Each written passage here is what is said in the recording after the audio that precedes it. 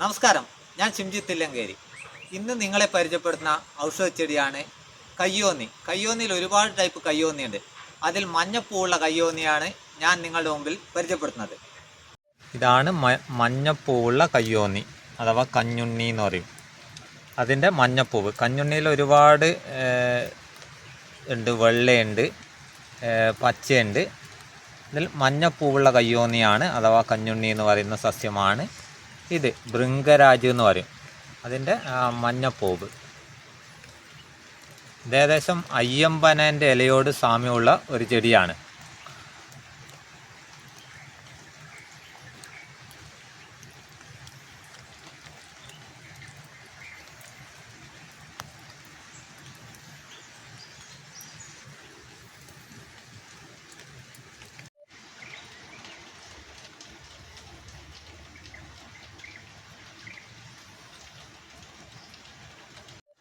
നമ്മളെ അയ്യമ്പനയുടെ ഇലേൻ്റെ ആകൃതിയിലാണ് ഇതിൻ്റെ ഇല.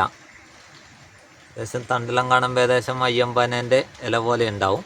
പക്ഷേ ഇത് മുടി വളരാനുള്ള എണ്ണയെല്ലാം ഉപയോഗിക്കുന്ന ഒരു സസ്യം കൂടിയാണ് ഈ കയ്യോന്നി എന്ന് പറയുന്ന സാധനം. കയ്യോന്നി, കഞ്ഞുണ്ണി എല്ലാം പറയും. അതിൽ നിന്ന് മഞ്ഞപ്പൂവ്, വ്യത്യസ്തമായൊരു ചെടിയാണ് മഞ്ഞപ്പൂവുള്ള കയ്യോന്നി.